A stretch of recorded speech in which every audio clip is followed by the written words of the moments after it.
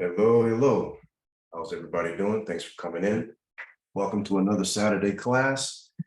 We're going to talk about some topics in regards to taxes and what's happening with the current Congress, the talks that they're having inside of their secret meetings, I guess.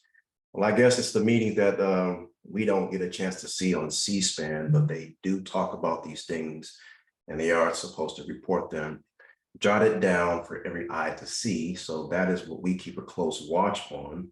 We're going to talk about that, how they spin it and report it in the local news, such as Fox, CNN, what have you. I'm only talking about this subject for right now because this is a pressing issue that a lot of you are wondering. You're watching the news, you're trying to understand what's going to happen.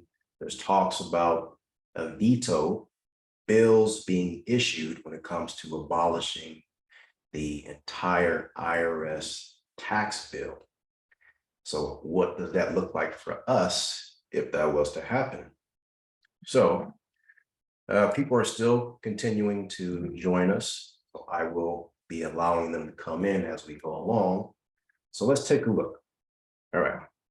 And can you guys hear me okay? Loud and clear? Send me a thumbs up in the chat. We're good to go. Yes, thank you, Sean. Someone says volume is low. Mic seems to be up in the mid-range.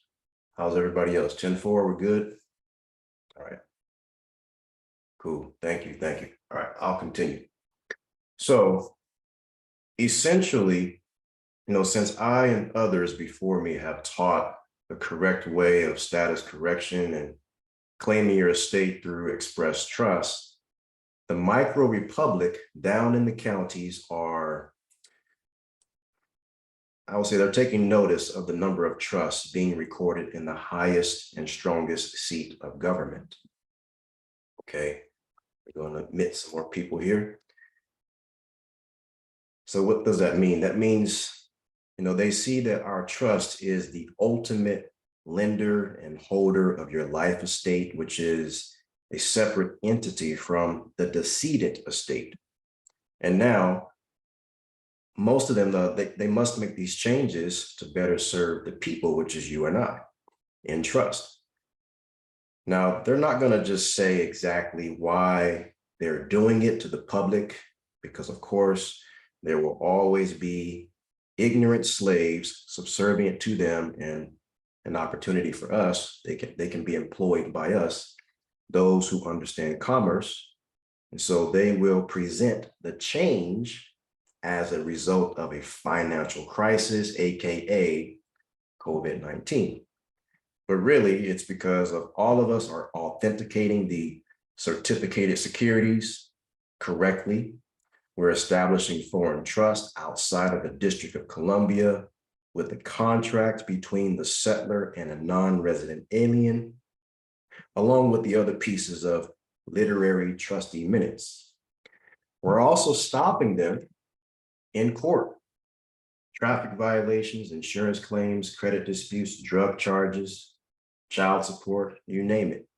All of these things they're taking a close eye on, and now Congress, they're in talks of planning to abolish the IRS tax code, including the releasing of the previous IRS commissioner, Mr. Redding, and now we have a new one, Mr. Doug O'Donnell. Now, Redding stepped down long before his time is due for being replaced whenever there's a new president in the cabinet. For good reason, because he who is in power at the time, whoever is in seat, and then if a lot of us are submitting what's called injunctions to get monies back for every dollar that we spent or they've taken from us as employees or whatever, it's on him. So most of these people will step down and get out of it. Now, they're not going to get away from it, because when we submit these things against them, such as injunctions to get monies back, we're still going to add to our documents every single commissioner that was in office during the time they took money from us. I am 35. 35, 36. I remember I first started paying taxes out of high school when I turned 18. First job was at Target Corporation. So I was paying federal taxes even then. I'm going to go all the way back to when whoever was the current IRS commissioner at that time, all the way up until my corporate years of serving as an employee. Every single commissioner is going to be listed in my injunction on notice. Why? Because we're setting them up for what Jonah Bay calls it, the 241, 242 suit if they don't pay. All of this to say, when you look at what we're putting inside of the micro republic in the counties, they're going to change laws for the private and the public so that way they can avoid the scrutiny of irreparable injury. So I'm going to share my screen. We're going to talk about the news, legislative talk, the law on taxes. Is it illegal? Is it slavery? And why? And after that, we'll get into questions and answers. You guys can ask me any questions regarding to what we talked about here. I hope you do. Or questions in regards to where you are in the process, questions in regards to the course. You just have to let me know what status you're in, freshman, sophomore, junior, or senior, so that way I have a good idea as to where we're going with your question. All right, let me share my screen. You guys all tell me if you can see this. Should be able to see that. All right. This is from Fox News as of January 10th of this year. House Republicans to vote on bill abolishing the IRS, eliminating income tax. You might have seen this live when it came out or on your feed. Just a brief look. It's saying Fox News Digital has learned that the House will be voting on Georgia Republican Representative Buddy Carter's reintroduced Fair Tax Act that aims to reel in the IRS and remove the national income tax, as well as other taxes, and replace them with a single consumption tax. All right. The vote on the bill was made as part of the deal between House Speaker Kevin McCarthy, he's the Republican for California, and members of the House Freedom Caucus, and was pushed forward in his quest for the gavel last week. This is Buddy Carter. I'll leave this link in the description of today's video so you can read the entire thing. But what he suggests is instead of the adding of 87,000 new agents to weaponize the IRS against small business owners in middle America, his bill will eliminate the need for the department entirely by simplifying the tax code. Now, what does he mean by simplifying the tax code? This is what it means when we go back and think about the biblical treaties where they get these laws from. And that's going back into the days of the establishment in the book of Acts, the last book that is intended to be before the New Testament. The book of Acts, all that they were doing was collecting tithes, right? It was for the needy, the poor, the widows, the orphans. It was a storehouse. That was it. That is exactly what an accumulation of taxes was for. It wasn't for what we are paying taxes on today. It was supposed to be a model of that. If you go and look at the actual bill that they're talking about here, which is Georgia's House Resolution 25, right? This was introduced January 4th of 21. Remember, all of this stuff is stemming from COVID-19. So when you read this bill, it's going to give you a clear indication as to what they're trying to repeal. Number one, they're trying to repeal the income tax, payroll taxes, estate and gift taxes. Let's go down and take a look. It says findings relating to federal income tax. Congress finds federal income tax, it retards economic growth, impedes the international competitiveness of the United States industry, reduces savings and investments in United States. It slows the capital formation necessary for real wages to steadily increase. It lowers productivity, imposes unacceptable and unnecessary administrative and compliance costs on individual and business taxpayers. It is unfair and inequitable. Exactly. Your express trust is in equity law. So for your trust to pay taxes, it is inequitable. It is unnecessarily intrudes upon the privacy and civil rights of United States citizens. Citizens, even them. There's a difference between inhabitants and there's a difference between citizens of every single state. This right here, number 8, is coming from the Articles of Confederation. We'll look into that. Let's go down here. It says relating to payroll taxes, Congress finds further that the Social Security and Medicare payroll taxes, it raises the cost of employment, destroys jobs. It has a disproportionately adverse impact on lower income Americans. What about federal estate and gift taxes? It forces family businesses and farms to be sold by the family to pay such taxes, right? Destroys the home, discourages capital formation.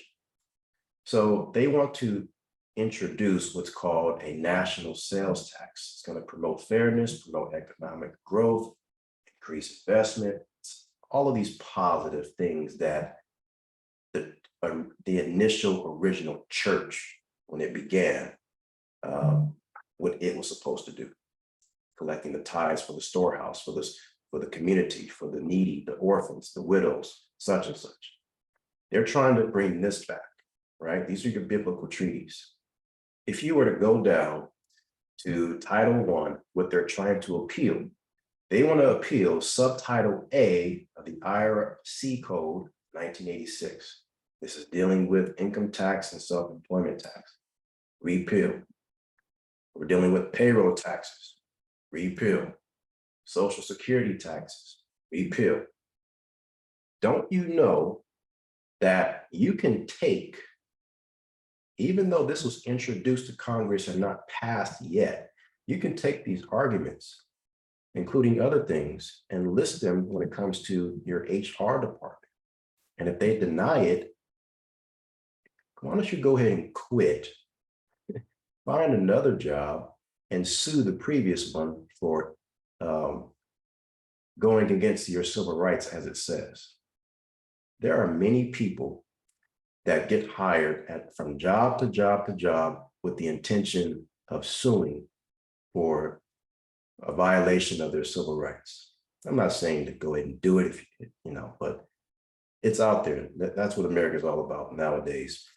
The profession of suing is, people find themselves enriching themselves far easier with lawsuits rather than working for someone else. And you have all of these laws in place for you to enforce in court, and you could win. A lot of times it can end up in a class action. I remember being a part of a class action when I used to work for a pharmaceutical company, and she actually won. It took 3 years, but she won millions over something very frivolous. And it's very interesting how these things can turn out, you know, and you're surrounded within these close circles around people, and they're just getting wealthy over these frivolous things. So that's the HR resolution law that started back in Georgia. But you have to understand, how is it that taxes is illegal, and how is it that taxes is slavery? Being employed is slavery. The goal is to get away from being employed, be your own. That's the goal. Everyone should be working towards that. There's nothing wrong with giving service to someone else, but you got to have your own commerce, because as COVID-19 showed us, nothing is promised by an employer. Absolutely nothing is promised. If you look at the Articles of Association going back to 1774, you will see in the inception of the United States, slavery was never supposed to be. Never. Let me take a look and see if we have anybody else who's trying to come in. Get back to that. We're good. Look at Section 2, right? Actually, I'll read section 1. That from and after the first day of December next, remember, they're not going to show you the year because they're playing with the years. You don't know what year you're really in. We will not import into British America. This is the original name of the United States before it was United States of America. It was British America. From Great Britain to Ireland, any goods, wares, or merchandise whatsoever, or from any other place, any such goods, wares, or merchandise as shall have been exported from Great Britain or Ireland, nor will we, after that day, import any East India tea. Remember, I told you to look into the Dutch East India Trading Company and the West East India Trading Company. That was the biggest slave trade in the world, the biggest corporation trading people from one land to another to do work on another person's land. This was a feudal lordship that was going around. Make no mistake, they're not talking about herbs and spices here. From any part of the world, nor any molasses, syrups, panales, coffee, or pimento. You have to understand that this is a code name. This is not syrup. This is not coffee. This is not pimento. This is different nationalities of people that were being traded around the world from the British plantations or from Dominica, nor wines, precious wines from Madeira. What is precious wines? There's a such thing called harems, and we know what harems are. Or the Western Islands, nor foreign indigo. Section 2, we will neither import nor purchase any slave from the Dutch East or West trading companies. First day of December next, after which time we will wholly discontinue the slave trade. Discontinue the slave trade. This is 1774, okay? So you're gonna see this.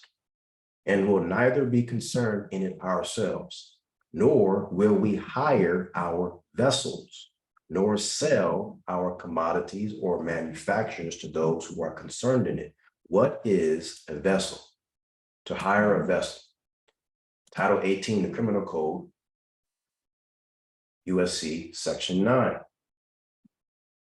Vessel of the United States, as used in this title, means a vessel belonging in whole or in part to the United States or any citizen thereof, or any corporation, British America, created by or under the laws of the United States or any state, territory, district, or possession thereof. What are those possessions thereof? Dominica, as we just saw, right? Let me go ahead and allow these people in real quick. Got a couple more people joining us. All right. Welcome, welcome. Thank you guys for joining us. This is recorded, so if you missed it, you will be able to go back and play this within Patreon.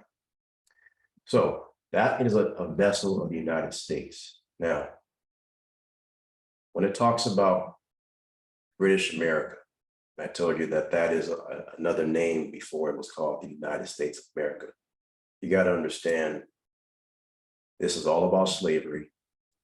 And British America was first established in 1746.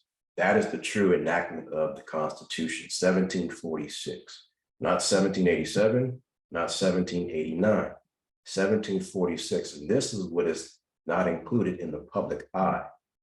1746. That is why when you look at Title 28, subsection or USC 1746, it deals with the unsworn declarations between without the United States or within the United States. So it allows you to make your statements and declarations.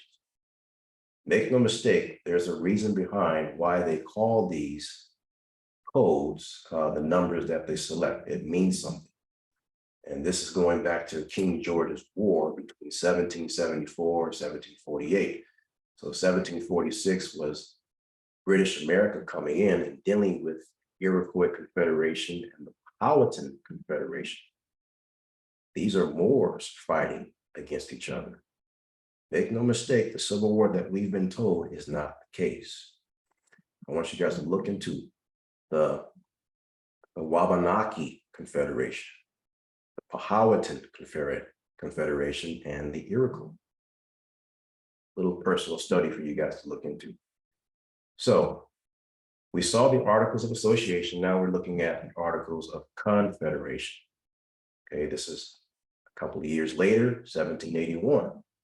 You go down and you see the first thing that they say, the style of this confederacy shall be, they go from British America to the United States of America. Okay. Now, section 4. I've read this before. I've taught that there is a separation between inhabitants. Those are the Moors, the Aboriginal Moors that were here. And there are the citizens, people that come into the continental United States that are naturalized. I'm going to save you some time, but this entire paragraph is saying that you all, whether a citizen or an inhabitant, you have the right of free ingress and regress to and from any state. You have the right and for privileges of trade and commerce, and you are not supposed to be taxed at all. No impositions, no duties, no restrictions shall be laid by any state on the property of the United States. In your case, what is the property of the United States? Your certificate of title that you've authenticated and you claimed it under Minnesota Rule 220 via an affidavit of claim of ownership, and you gifted it over to the trust. Now the trust is the big dog, the lender, the holder in due course over a property of the United States. We've all been doing this. Some people have been doing it incorrectly, sending it to the Treasury with a $100 million bond that they've printed up on their computer. The government taught that SPC process because they could not go to the counties and get your birth certificate. You had to do it.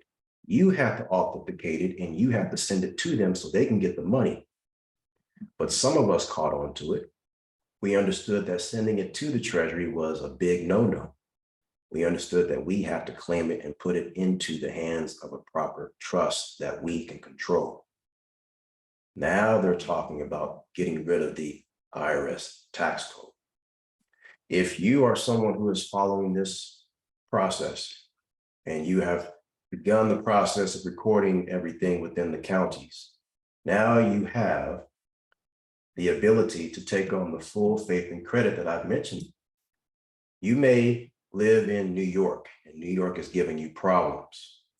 So instead you go to a more favorable county or state, such as, I don't know, Florida, New Mexico, something other than where you live.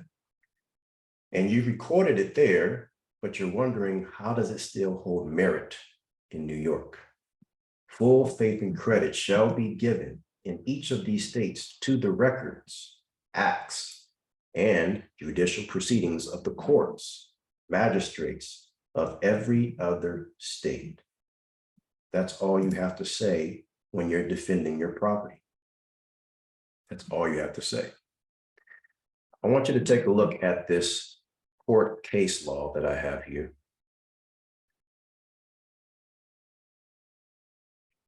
Case that took place April 6, 2000. This is a certified copy of it.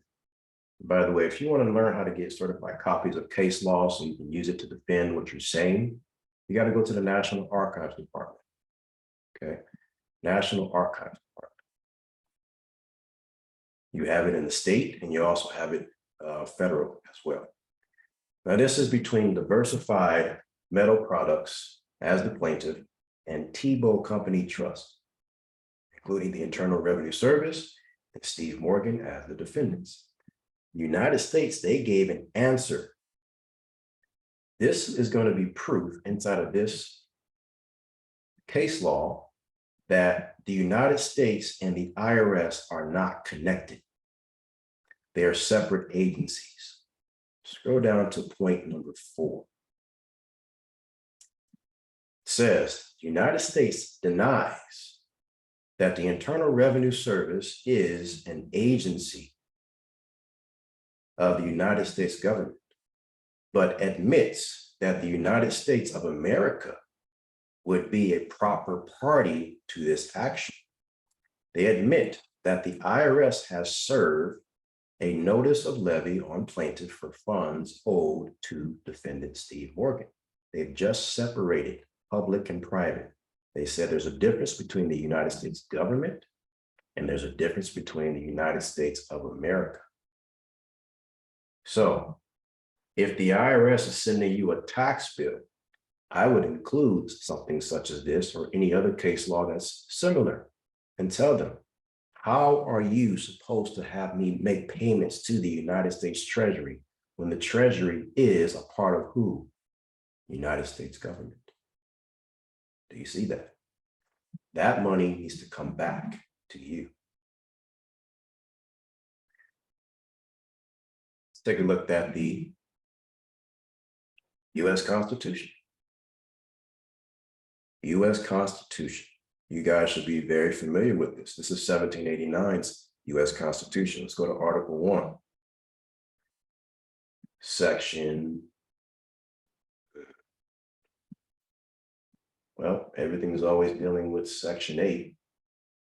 Let's go to Section 8, powers of Congress. Number 1, to lay and collect taxes, duties, imposts, excise, to pay the debts and provide for the common defense, general welfare of the United States.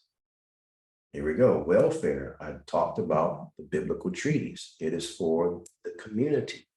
That is the whole purpose of collecting tax. That was what it was intended for. The welfare of the United States. That is it, nothing more. Section 2. Congress has the power to borrow money on the credit of the United States. This is what they've been doing. The credit of the United States is your certificated security. Whenever you're born, they're taking advantage of this. They have the power to borrow against it because you forgot to claim your estate. Is that their fault for not telling you about that? Or your forefathers and foremothers who forgot it or who lost the war? They took advantage, of course. Go to number 5. They have the power to coin money, regulate the value thereof and of foreign coin, and fix the standard of weights and measures. This is all that they have the power to do, but they're slick. See, they don't have the power to print money. They only have the power to coin money, right? What little precious metal there is inside of our coins that we have, quarters, nickels, dimes, but they're printing money, which they don't have the power to do, and yet they do it. So how did they get away with it? How did they get away with it? When you look at the dollar, this is how they have two sides. It says this note is legal tender for all debts, public and private. So one side is dealing with the public, which is all debt, and the other side is dealing with the private. You're able to take this dollar bill and exchange it for real coin and money, such as gold, silver, palladium, or whatever, what have you, copper, all of that. And when you look at the dollar bill, you have two different sides. You have two different signatures. The Treasurer of the United States, that's the private side. And over here, you have the Secretary of Treasury, which is the public side. On this side, this is a Series 7's note. It says FWC 50. That's for the public. On this side, you have C47 for the private. That's how they differentiate the difference. Now, all throughout this dollar bill, you're going to see the four-corner rule. Four-corner rule, which is we have the Federal Reserve at the top. It's in brackets. And down below, you're going to have the Treasury's information. So it's up to you on how you're going to use money. They've given you actual lawful notes. You just didn't know that this Federal Reserve note has two sides. Those of you that are in part of this class, you know that now. You've been a part of the senior course, so you've seen that breakdown. So all this to say, they are going to eventually abolish the tax code and implement a national sales tax. And so you have to understand that when it happens, are you going to be a part of the many different ways or dozen different types of taxes that's already been being employed on you? We really only have access to about 5% of our income if you're an employee. I'd say about 20%, 30% of our income if you're not an employee. All of us are being affected. There's so many different types of income taxes that it's ridiculous. This site right here, debt.org, is just tip of the iceberg. It's not everything, but let's take a look really quick. Taxes on income. We know about the FICA taxes, Social Security, right? All of the other different taxes that are being taken out of your paycheck that exist outside of federal and state, such as Medicare. You have capital gains tax. When you sell something, when you trade, Bitcoin, all of that, they're taking out those taxes. Estate taxes, when you inherit money from a family member and it's not in trust and it's not in a life insurance policy. Heck, even if it's in a life insurance policy and you avoid gift taxes and estate taxes, then you transfer it to your own account. Now you're going to have to go ahead and pay taxes on that when you start spending it. You have taxes on property, real estate taxes, taxes on everyday goods and services, such as the result of the inflation. When they introduced that $2 trillion bill in the height of COVID-19, and everybody took it. Everybody took it when they said, hey, I can get a free check, $2,000. What is $2,000 going to do for you? It's going to enrich them, but not you. It's going to harm your family, your loved ones, and the next generations. You take that money, you deposit it, invoking the continuous fractional reserve lending that we're in. You've just increased the debt 20-fold.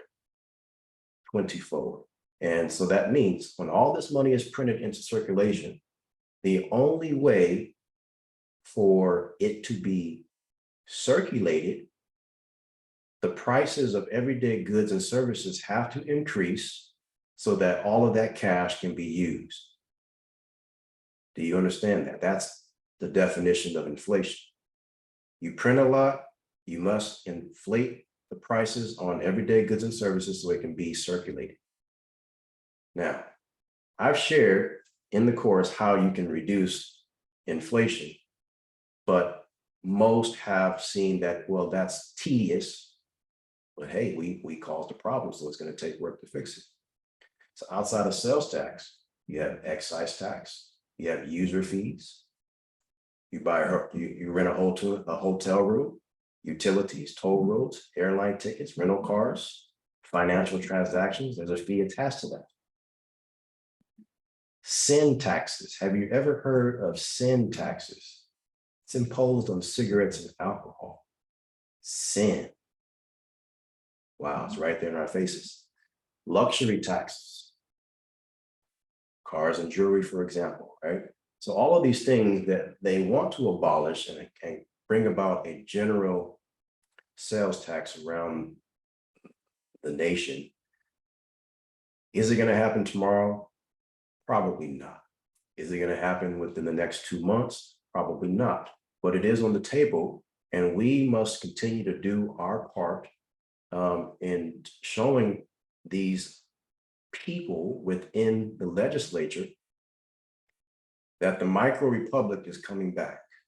We are waking up to what they're doing.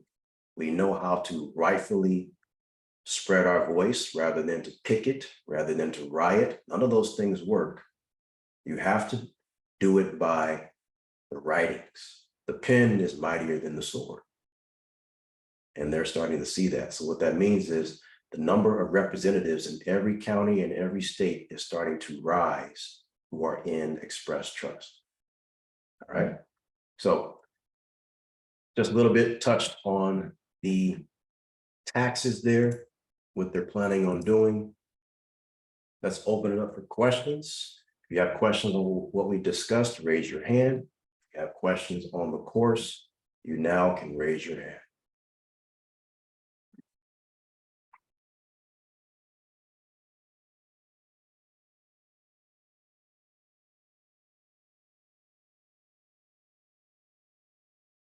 All right. Here we go. Private clients, if you don't mind sharing information as to your private situation, you can go ahead and ask, but I would hope that you save that for your calls and all of that, or outside the line. After the call, you can text me, you can hit me an email up, but I really, really, really would like to have our private clients who come in and ask questions, that the questions help the group. Okay, the questions help the group overall. That's what the Saturday classes are for. We will be invoking a second class just for you private clients to come in, just for you guys. Okay, so I think that's going to be very helpful. We are growing, so that's going to cause for more people or more segments of classes to be held. And we can all do that in one day. So if you're a private client and you got a question here, let's hope that it goes towards the overall group. It's edifying for them and that we can all learn from it versus personal issues. All right, so let's go to Frenchie. You are unmuted. How are you? Hi, everyone. Thank you. I'm well. This is regarding taxes, and that's what we're talking about. So during the process, I have to file taxes for business. So I prep everything and I have an accountant, but to be honest, I prepare everything, my profit and loss. Is just now that I have this and I have some sort of confirmation from the IRS that I'm maybe on the 0% tax list. How do I tell my accountant how to file? Good question. You're going to have to ask your accountant if she knows how to first. One, does he or she know how to file taxes using a 1041 for trust and estates?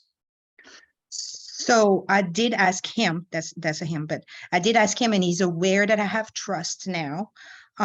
So he was not, he was just saying that he have to talk to some other people that know better how to handle with trust.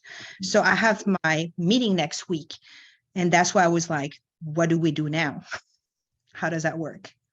Well, it's all going to depend on what he brings back to you. You're just going to simply say that I want my trust to be listed as the owner of all of my businesses, and I have proof of that. And every expense that my business has done over the taxable year, the trust is responsible for that in the form of a credit, because trusts do not pay taxes. They don't pay user fees, excise taxes, all those things that's connected to the receipts of the business. He has to report that on the 1041. Okay, but my business will still be able to show that it made certain amount of, of course, money. Okay, of course. For funding and everything, that's my major concern, is how can I still show that my business is producing or earning, right, but not taxable, if that makes sense. Right. So you will have him file, and it's going to show how much you've made, and that's important for applications for loans. Profit and loss? Yeah, that's important for acquiring business loans if that's what you're wanting to do. Yes. As far as the responsibility of paying the tax, that's where your trust comes in, because you now have that document that says your trust don't pay taxes. Okay, so basically, if I resume what you said, make sure that he knows that he have to file, that it's the trust that's filing on the behalf of the business. Correct. Got it. Okay. And then me as personal underneath that, same thing because I'm the trustee. So therefore it applies to me as well, correct? You can sign off on the documents if you don't want him to, but as far as you being the trustee, because this is probably a trust that's not the one connected to the Foreign Express Trust. Yeah, you can sign off on the document if you want to. Okay, all right. Thank you so much. You're very welcome. Good question. Thank you.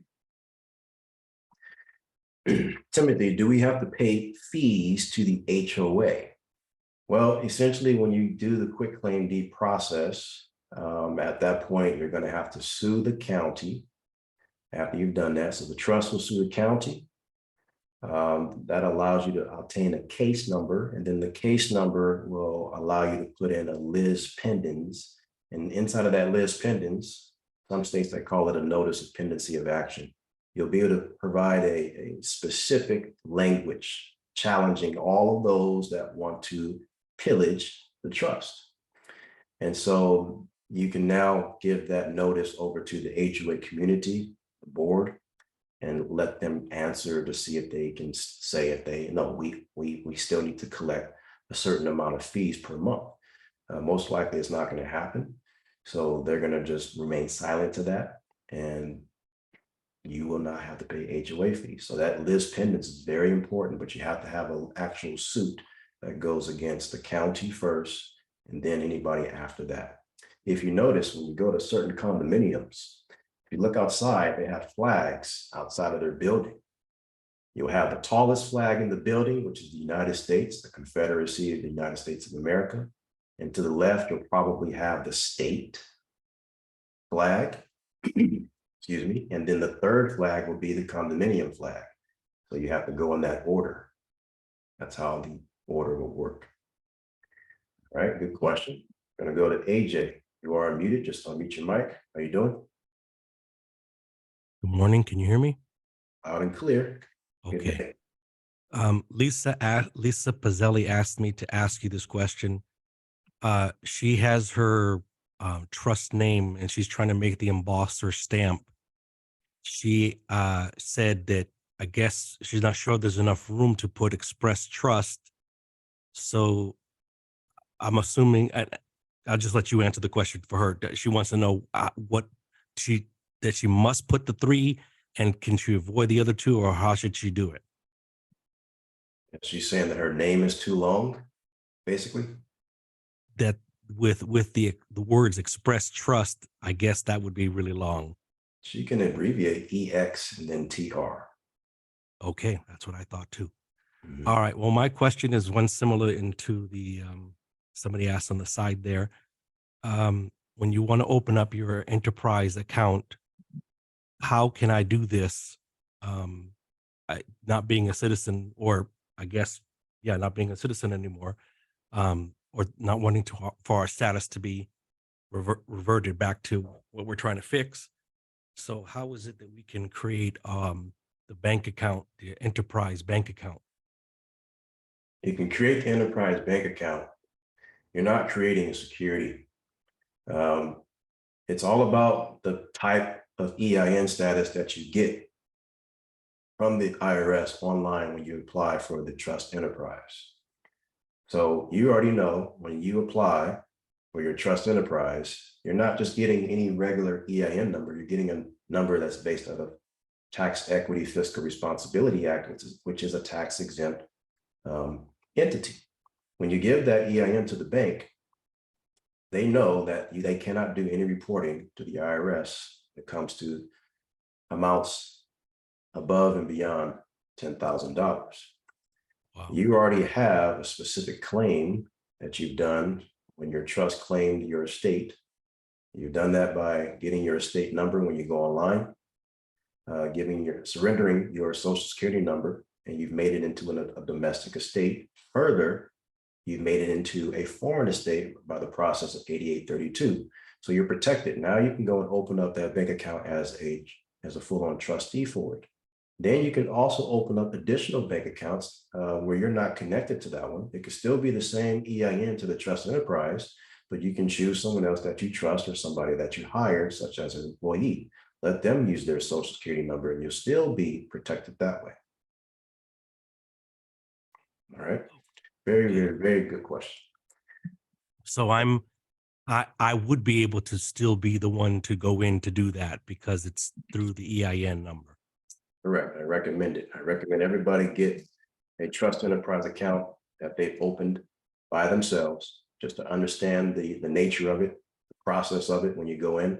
So that way you can instruct your new trustee that you've hired on to work with you for whatever business procedures that you have, and they'll be able to go and open it up for you. Am I ready for that process right now? You are very much ready. Okay, because you had sent me a message saying that you had to prepare some documents. So Right. That's private message, and okay. we'll save that for private message. Perfect. All right. Thank you. Good question. Thank you. We have Heat Miser number 99, Heat Miser 91. You are muted. Greeting, Avery. How are you? Doing well. How are you? I'm great. Thank you for the call. You gave a lot of good information today. I will have to process. Unfortunately, I have a question relating to taxes, but I do have a question relating to one of the course, part of the course, which is dealing with the UCC3. Okay. Just ask, can you just elaborate box number 7 and number 8, where it says name of LLC or corporation, and then also the collateral box was number 8. Can you just elaborate on what exactly that means and what is the name of the LLC that you're referring to? Is that our LLC? I wasn't quite sure what was going in there. Talking about form UCC3, correct? Yes, correct. Okay. That is, for everybody's sake, can you talk about what the UCC3 is? Well, according to what I've read, the UCC3, that is where you are going to, what do you call it now?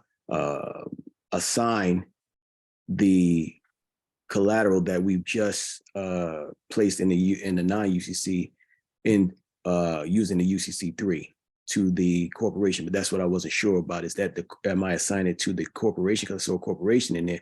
I thought it was just dealing with the trust. So that's where I was a little unsure of. Okay, no problem. All right. So here's the order hierarchy. You first start at the county, the highest seat of government, with your non-UCC. Okay. From there, you're going to do a notice of lien, which is the same form as that non-UCC, but you're not going to check off that box. So that makes it a UCC1. That's just a notice of lien. Mm-hmm. Once you have your notice of lien, they're going to give you a specific financing statement number. And in the future, if you need to make any addings, any amendments to this UCC1, such as adding new property or new debtors, then you would pull out this form. This is UCC3. And you have to list the initial, right here, the initial UCC1 number. Okay, so when you did your original UCC1 at the Secretary of State, they gave you a number, you have to place it here. So your question is dealing with box number, you said 7? 7, yes, 7 and 8, yes.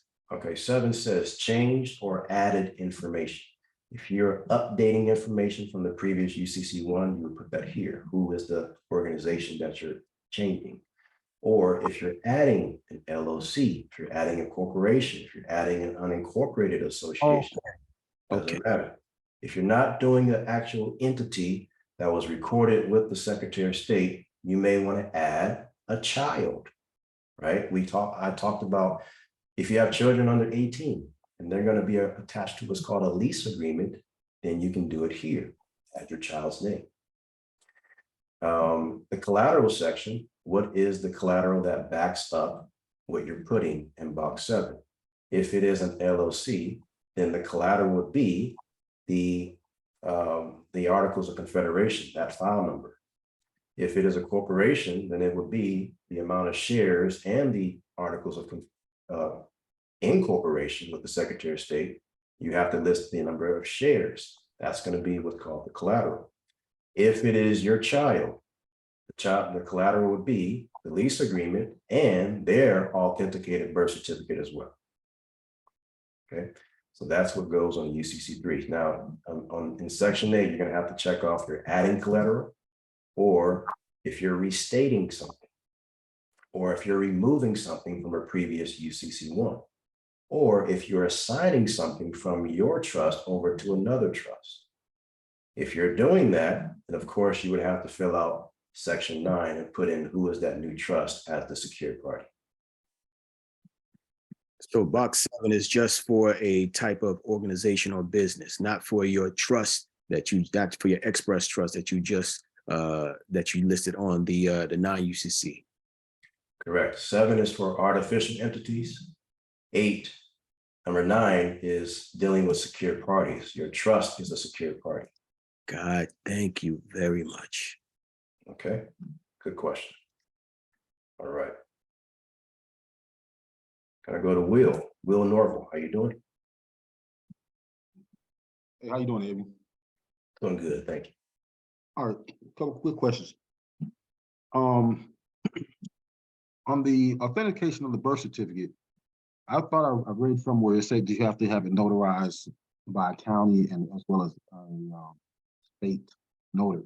That something that's changed or that's something that's It depends on how your birth certificate was signed. If you go and get a copy of it and you see that it's signed by a public health officer, then you would need to take it down to the county and get it exemplified first. And then from there, you can take it to the Secretary of State, and then you take it to the U.S. Department of State.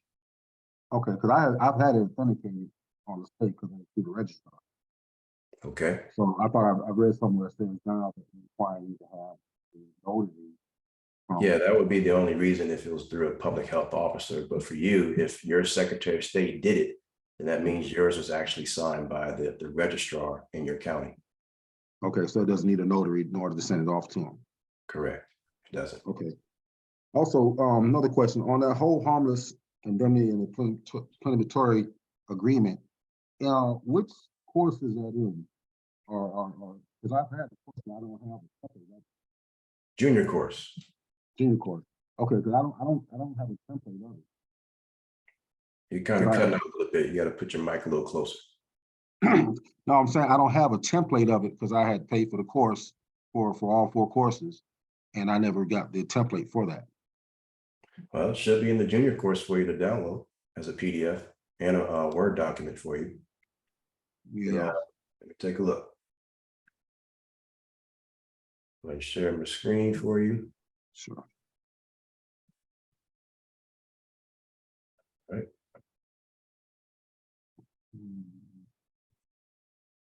Now you are a complete tier member. Yeah, I had paid for a tier. Okay. You're looking for the hold harmless or the plenipotentiary power contract, which one? Let's just say we're going for the hold harmless. So I would type that into my search bar here. Hit enter. Go and let's say you're part of the complete tier here.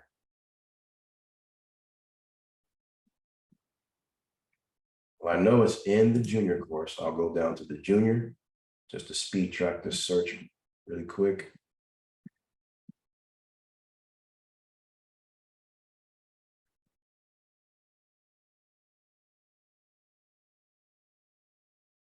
Sorted by the oldest to newest.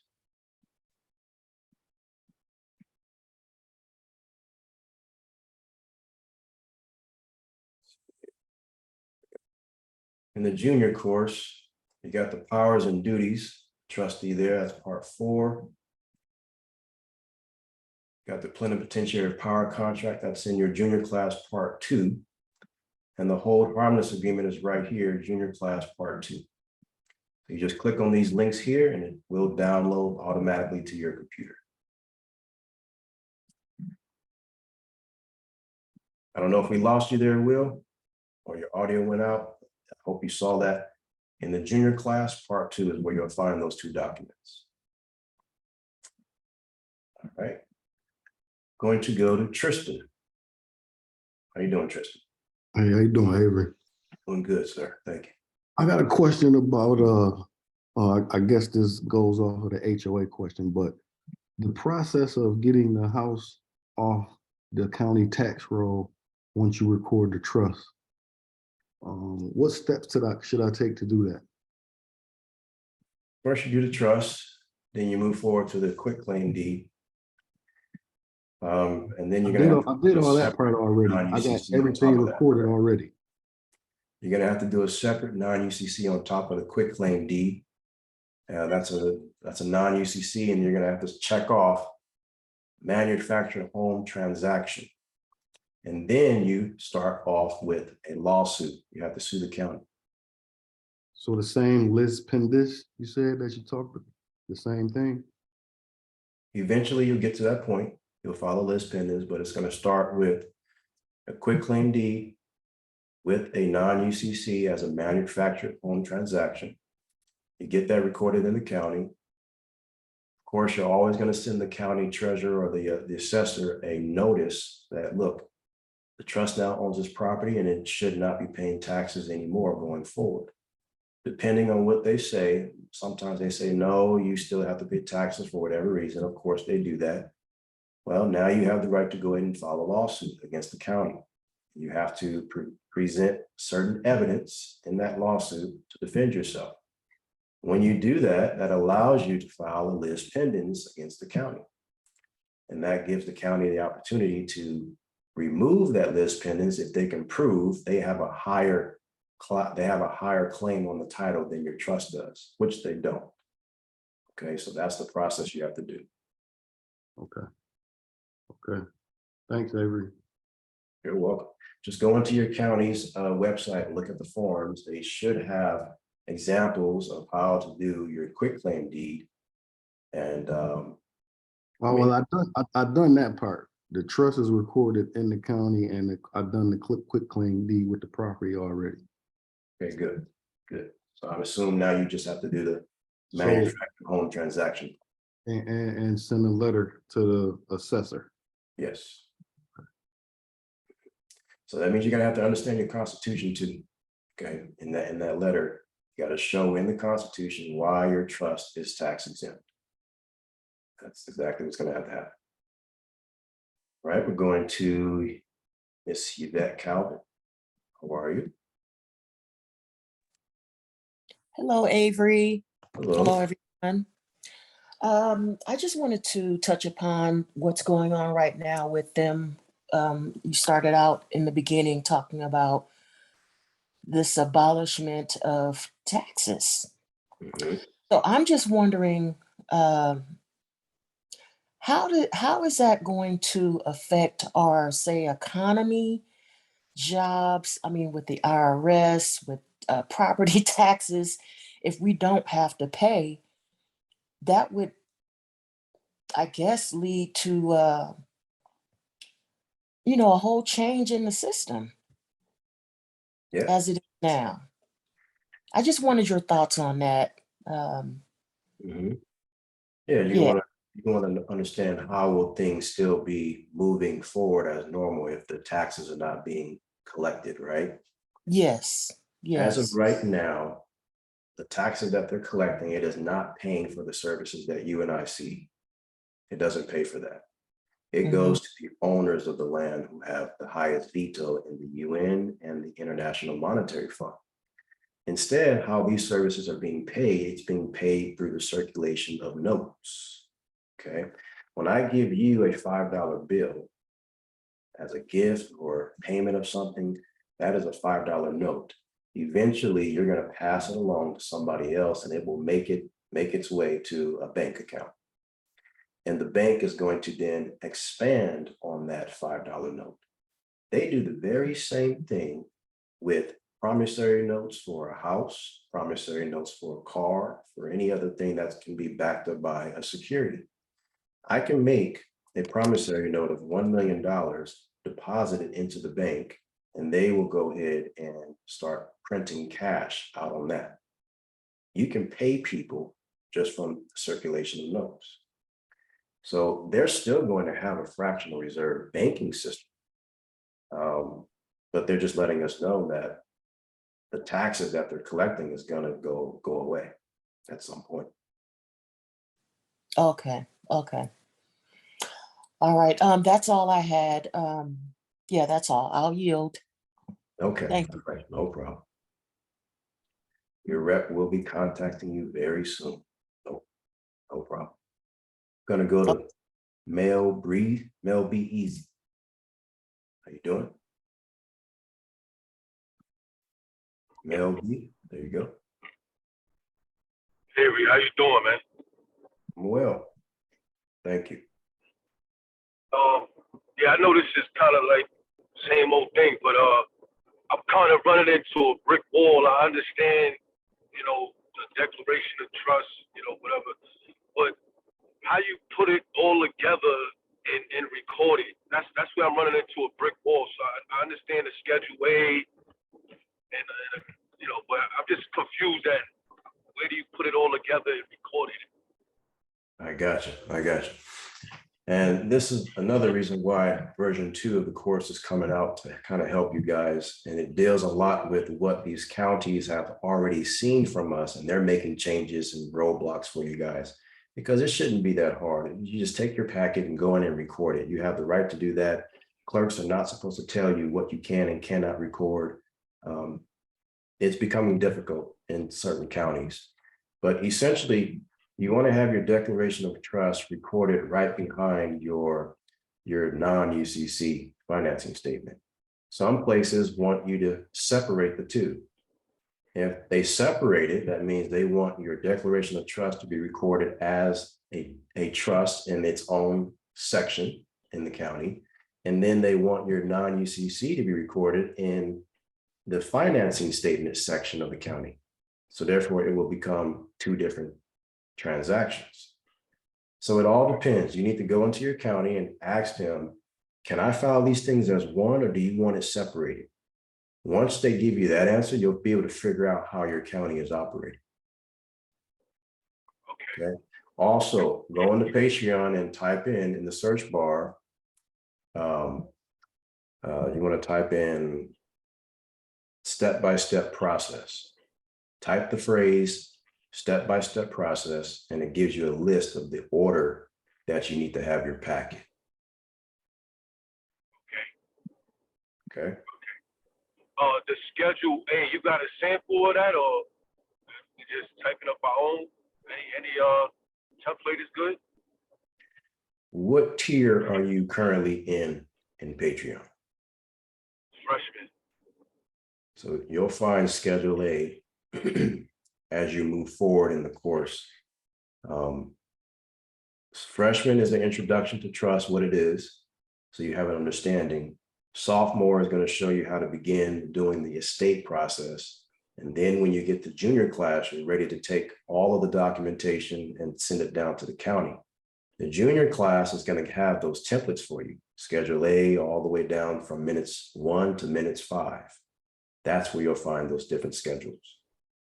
Okay, so I'm skipping. All right, I'm gonna take my time. All right. Yeah, just take your time with it, get an understanding of what you're doing before you print it out and take it down there. And trust me, it goes a long way when you do it that way. All right, I appreciate you. Thanks for everything. You're welcome, Mel. Thank you for coming in. All right, we're going to Jerome Wilkerson. Jerome, how you doing? I'm well, Elvery. And yourself? Great.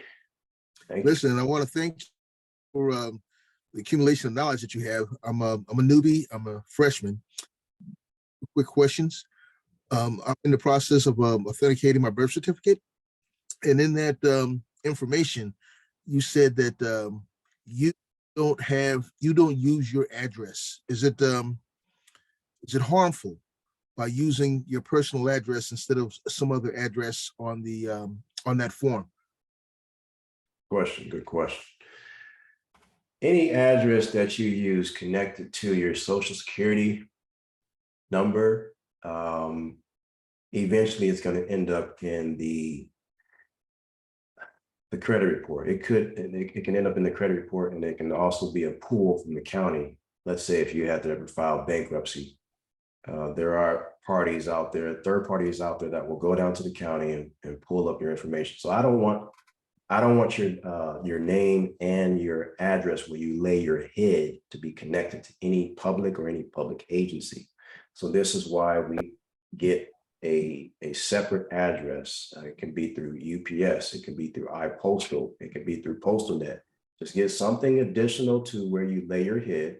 I want nothing going to where you sleep. Absolutely nothing. In fact, this new address that you get, I want you to put it on your driver's license as well.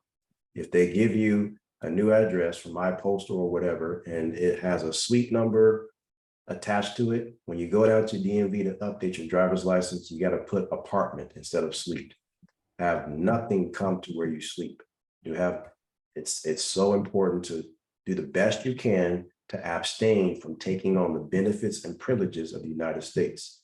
Because when you look at UCC 9-307 subsection H, it's talking about the location of a debtor. And the location of a debtor is directly tied to those zip codes.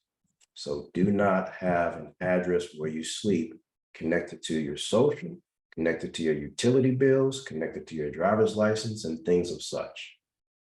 Okay. Excellent. Last question. What is the cost of having a foreign trustee, a yearly cost? It's not an annual cost. It's a one-time fee, and they will be a part of your document for the term of the trust, which is usually 25 years. When they do get a new passport, you'll be notified that they do have one. You're not going to get a copy of it for their protection, but you will get a copy of their electronic signature, which you can use to go and print out and make a stamp out of it. But the price right now, as of today, is $13.50. And so they'll be a part of that document in your trust for you, irrevocable. All right, good questions, very good questions. With this process, like I said, right now I'm at the freshman, and I look forward to moving ahead. Thank you. I look forward to watching you in the process. I want you to get to the very end, all of you. We have a couple of members here that are almost there. Some have already completed it, and they have made a statement where they currently have filed their information. So we got to keep the movement going. Very important. Going to go to Rex. You are unmuted.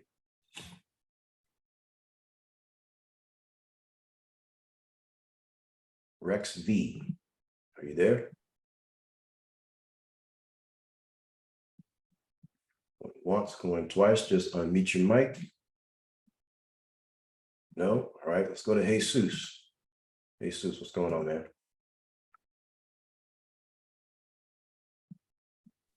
Hello. Hello. Hey, Avery, how you doing? Good, good.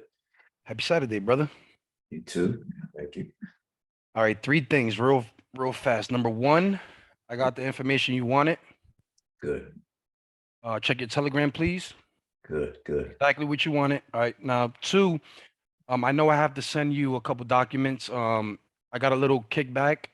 They were saying 6 to 8 weeks for the verified complaint. I'm like, how is that possible if, it's time is of the essence? So I made an appointment Tuesday, 10 a.m. to speak to a supervisor. So I will email you that because you wanted me to give you something and I didn't provide it yet. Gotcha, gotcha. Right. I requested it electronically. It says 6 to 8 weeks. I went in person. Oh, she's not here. You do it online. And I screenshot and I said, listen, 6 to 8 weeks is not enough. So I'll leave that for the private. Once on Tuesday, once I get it, I'll scan it and email it to you. Okay. And three, real fast, if you want to touch up on it, it's no biggie, or take somebody else. In regards to the unincorporated association, right? You see how we put the member as the express trust, and then the managers, put like 2 or 3 people, right? Now, when I go file that online and whatever, and everything's approved, I got everything rocking. When I get all these letters in the mail saying, hey, Chase is going to give you this and Wells Fargo's is going to give you this, are they choosing an individual to run their CPN, like their social, or do I build it up with the whole Dun and Brad, build it up that way? You can build it up, Dun and Bradway, and I'm sure you can find online ways to speed track it. You've got some ways yourself with your business. You can connect that to your unincorporated association and build it fast.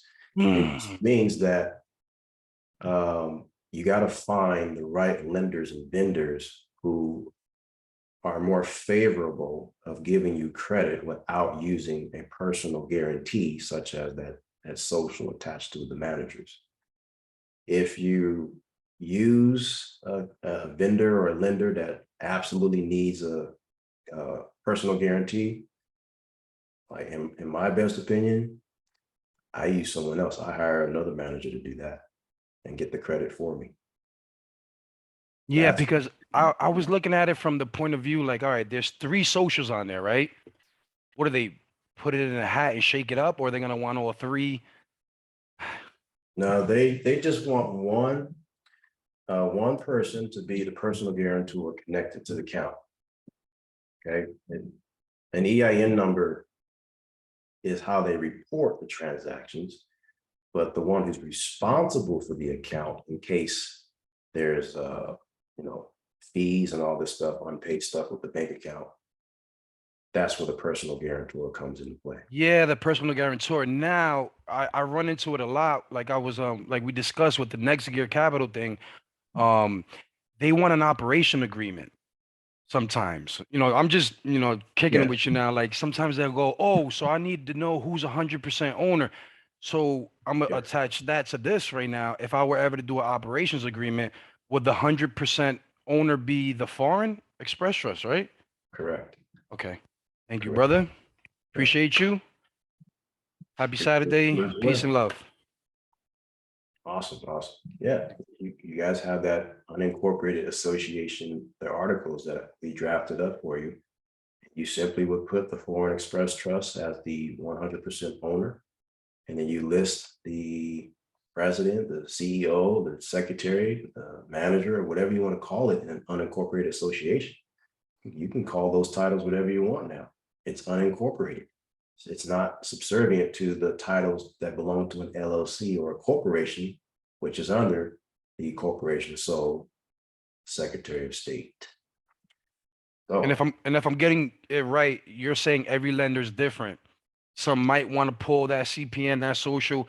Some Yes. might be okay with the EIN based off of the track work you did. exactly. Gotcha. You'll find a lot of vendors who are more favorable for the truckers that travel. There's Wex Bank, there's other ones that the truckers use, and they don't really ask for personal guarantee. So it's a good idea to go ahead and try to get those in your account to build it up. Yeah. For the other banks who do require that, they don't really care because you built it up. Basically like putting in work. Yeah. And you can also contact Jay here in the chat here. He's got a couple of those vendors, and he's actually a vendor himself. Credit. Okay. I speak from experience, so Jay can hook you guys up. All right. Don't forget to check your private for the information you requested from me. Yeah. And All Jay, right, put your information in the chat for everybody who wants to start building credit on their unincorporated associations and their trust enterprise. If he's not in here, I'll put it in Telegram now. Okay. All right. All right. Take care, brother. Thank you. Okay, we're going to CJ. Are unmuted. How you doing, CJ? How you doing, Avery? Doing well. Thank you, sir, for coming in. All right, appreciate you.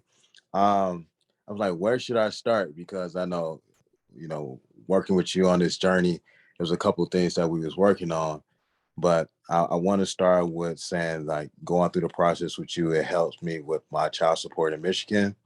I also want to say that tell everybody in the group to stay on the journey, do it step by step, what Avery is giving to y'all and the blueprint.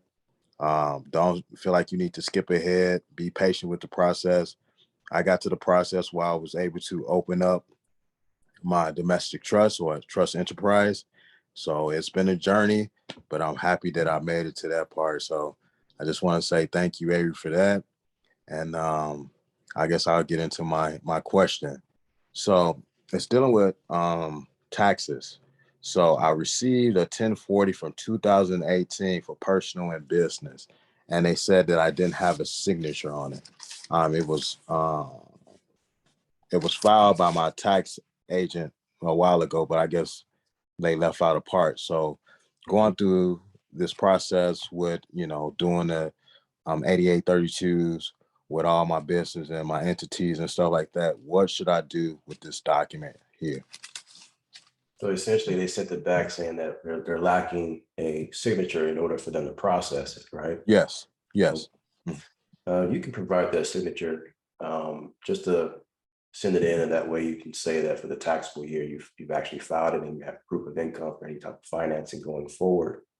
But I always say, on the other side, if there is a tax due that they're talking about, you'll consult with me and we'll deal with how to handle that. But like I said in the outset, where we're trying to put together in all states a tax notice that's going to be sent out, and all of you are going to send this out.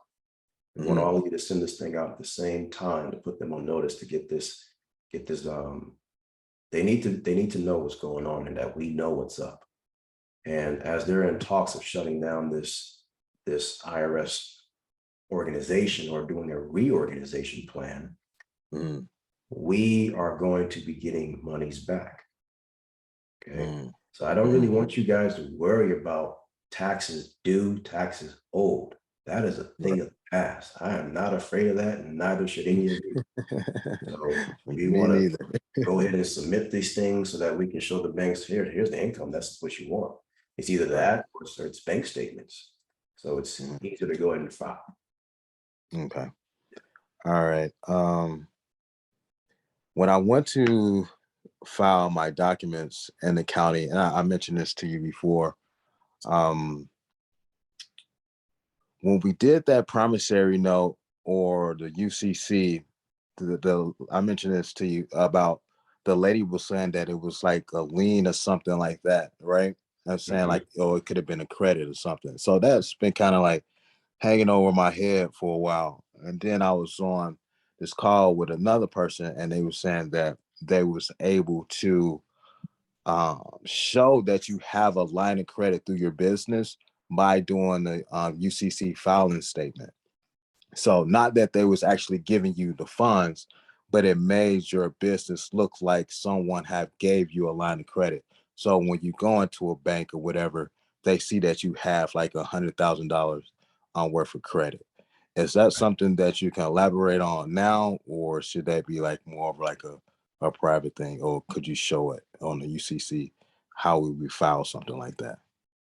I've heard of that, but I haven't seen people using that to actually get free credit. Okay. Because I know someone who tried it. He had someone list a certain amount of money on the UCC against this company and brought it in for financing. And the most easiest and obvious question that the bank asked for, well, they said, well, can you prove that it's on your credit report, that it's existing, or that it was paid and done? And they couldn't do it. It wasn't there in the business credit side.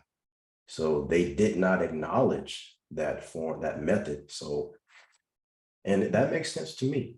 If I said that I have this opportunity of credit showing on the UCC one, I would expect a banker to look at my report to see if it's actually there. Right. So that's what they were saying, that it would show up on your credit report.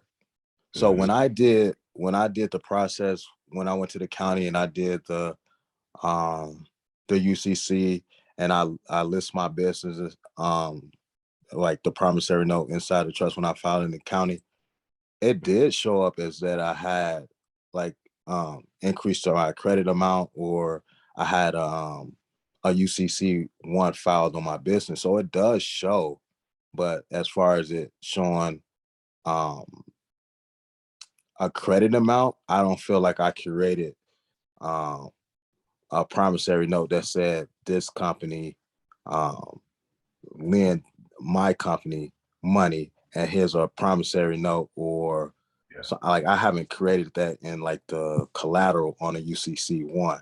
So I was wondering, I was like, is it a way that you actually can have that financial statement because I mean, credit reports companies, they go look for the financial statements to see what's filed on companies because they keep record of UCC1's financial statements.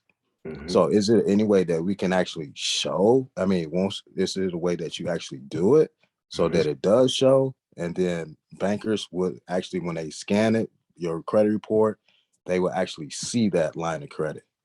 Right, right. I think the best way to go about this is to do exactly what the SBC process was lacking. They lacked an actual promissory note that Mm-hmm. the trust had on the actual estate. Mm-hmm. So if you were to do something like this, my recommendation is to have an actual promissory note that shows that B gave money to your company, and you have to show inside of that promissory note what is the actual collateral that B is accepting as true collateral in case you don't pay. So if it was an LLC, let's say you're a contracting company.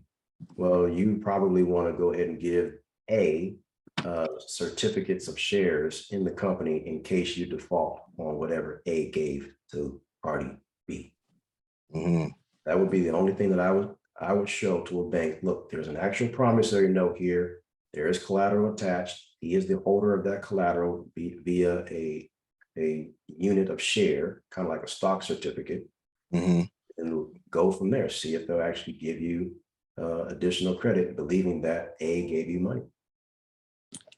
Okay, so when you say like a stock certificate, is that like alluding to like a bond or something, like we making like a security deposit, or is something Stock like that? certificate, trust certificate unit, some Mhm. form of document that shows there is collateral in something and the lender is interested in that collateral. So all you got to do is, if you get a better idea of it, if you go into the Patreon course, you and Frenchie, check it out. Just type in trust certificate units, and you'll see an actual certificate there that you can utilize to make that stock certificate look legit. All right, appreciate that. Yeah, Thank you. no problem. Good question. Yeah, me thinking that one. I appreciate you big time. Thank you. Likewise. All right, we got 5 more. Trying to make it quick. Here we go. Going with Wally. Wally at Comcast Net. You are unmuted. Just got to unmute your mic. Are you there? Wally PA4 at Comcast.net. Going once, going twice. Swing and a miss. Michael Nazario, you are unmuted. How you doing? Hello, Avery. How you doing? Well, thank you. My question is that I'm looking to get the sole trustee process started, and I was watching through some of the videos, and there was something was stated about an application that you had to fill out or process that you had to go through. What exactly is that? Yes, go into Patreon. I want you to search in the search bar, member fee schedule. It's going to pull up the application. It's going to allow you to begin that process. And there's a list of items that you guys can select for my team to begin helping you with. You're going to select foreign trustee application, provide your email, sign it, and you're going to send it over to a specific email that's in that document that you got. And give us a couple of days to process it, and we'll go ahead and send you the actual foreign trustee application for you to fill out via DocuSign. And that'll allow you to submit your payment and everything there. And we'll begin putting the documentation together for you, so that way you can add those documents to your existing documents that you have for your trust. All right. Okay. So it starts by going in Patreon, go in that search bar and type in member fee schedule Member fee schedule. or member applications. One of those tags will pull it up for you. Okay. Yeah, I'm sitting on another computer and I just pulled it up, so I got it. Okay, good. Thank you. Gotcha. That's all I have. You're welcome. All right. All right, Patrick, you're live. Your mic is open. Hello, Hello, hello. Patrick. Hey, how you doing, brother? Doing all right, thank you. Okay. Um, I'm in the freshman class, Uh-huh. and I believe you answered this question last week, but I was trying to get on to ask the question, but for some reason my speakers or something wasn't working Okay. when you called my name a few times. But my question was, I got my 9-8 number and I did it in an appellation name that I created, but I didn't do it as my first name and the nobility as my nobility name as my last name, as you requested us to do. Mhm. So I want to know, do I have to get another 9-8 or that's okay until I get a foreign trustee? Yes, get another one. Or get another one? Okay. Get another one with the correct title, nobility name as the trustee. There's a process to fix it, but it may be a long period of time, the way that the IRS is operating right now. So I suggest just call and get another one. Okay. Just one more question. I want to do a quick claim deed for my property into the trust once I get all this stuff started. And I want to know, do I do that? Do I do a quick claim deed to the express trust or to the enterprise trust? You want to do it to the express trust, the one that has a foreign trustee as the owner of the assets. That's the definition on paper. Okay, that's not an actuality. That's just on paper. Foreign trustee is in law, in trust law, the owner of the assets that has been gifted to the trust by the settlor. However, your plenipotentiary power contract will be the hiring of you with the trust enterprise to do a work for that foreign trustee, so that way you have control over those assets. So send it over to the express trust. You're going to sign off as the grantor. If you have anybody else on the title of the property, they also have to sign off as a grantor. But the grantee, the one receiving the property, is the trust. That's the foreign express trust.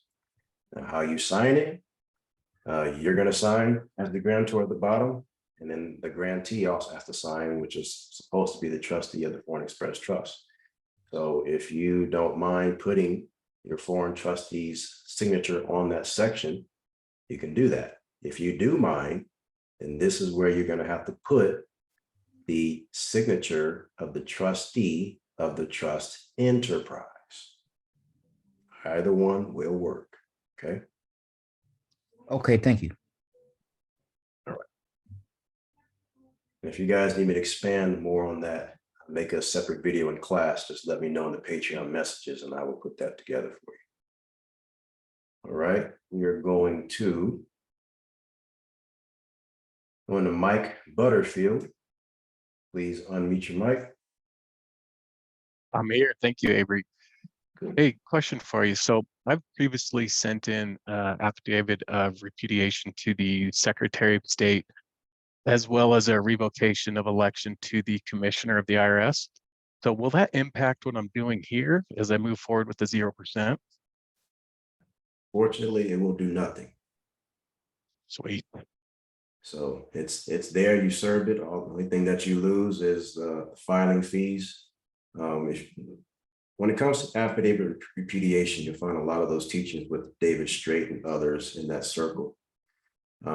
What you really want to do is, after you've done the authentication of your certificate of title, you need to do an affidavit of claim where you've gifted that title, because when you do the authentication, it's in a state of limbo. It's being that the securities have been annexed. So now you need to transfer those securities over to an actual natural person, which is the express trust. Once you've done that, you have to state that in the form of an affidavit. And this is following the rules of Minnesota Rule 220. I want you to take your affidavit of claim of ownership. You sign off as the affiant, the affiant. The claim of owner is going to be the trustee. And if you want, you can have a witness who's seeing this entire thing take place. Now have the witness get it notarized. And then I want you to circulate this affidavit as an affidavit in a local newspaper. Okay. This is the notice that has to be done. Once it's in a local newspaper, you can then go and record it in the county. Okay. And that is the last step that you need to do. It doesn't need to go to the Secretary of State. Okay, that's good to know. I appreciate that. And then I missed it on AJ's question when he's talking about banking with the enterprise. Is it a must to have your DBAs completed before you can open that bank account? No. You just go in as the trustee, right? You go in as a trustee, eventually you will get your DBAs done, but it's not a must, like as if you have to bring that in to get the account opened. No. Okay. Okay, and I can still assign my wages from my, I'm a W-2 employee. I can still assign my wages to the enterprise. Correct. You update your W-4 and then you take to the to your HR the new trust enterprise account, the account number, routing information, have them direct deposit your wages into there, and you're good to go. Awesome. Okay, thank you so much. You're welcome. Good question. All right, going back to Rex. Hope your mic is working this time, and then we'll go to Eric Bay, and we'll be done. I'm sorry, then we have Wally after that. Hello, hello. Can you hear me? Yes, go ahead. All right. Thank you, Avery, for allowing me to ask these questions. I've been following you for a while now, and really appreciate all your work here. Finally, kind of learning and finally taking my first step here into applying what I've learned. So I finally joined the freshman course. Finally ordered my birth certificate, just waiting for that to come in. It's going to take like 6 weeks or so, and then I'll get that authenticated. So started up with my declaration of trust. I also wanted to know how long can we use our spiritual name as the sole trustee? Good question. As long as you don't have any type of serious issues that's going to lead to court, you can use it as long as you need to. But if you do have to go to court for any reason, obviously that's not going to work. You're going to have to actually provide a real foreign trustee, a non-resident alien, with the proof of their foreign passport. What would be like some of the reasons that I would have to go to court? Let's say you get pulled over and you have a citation and you want to use your trust to dismiss the case. The only way that you would use the trust to dismiss the case is if you show, because all of the estate assets are owned by the trust and the trust it has a foreign non-resident alien. That means you're telling the court that you want them to give you discovery as to how your trust passes the U.S. court and control test, which it doesn't because you have that foreign trustee. So therefore, they dismiss the case. Okay. And then I was looking at the video of the name change. Was that more implied toward the injunctive relief, or does that make you kind of become like a foreign trustee as well for the name change? If you're a foreign trustee, you'll never ever be one because you are an inhabitant of the 50 continental states of the Union. So when we change our name, essentially what we're doing, we're going to take that court order, and this is the final update process that you do when getting your passport card and passport book. You'll be able to fill out form DS-5504 with this court order, allowing you to not have to provide your social security number. You can put zeros all the way across the application.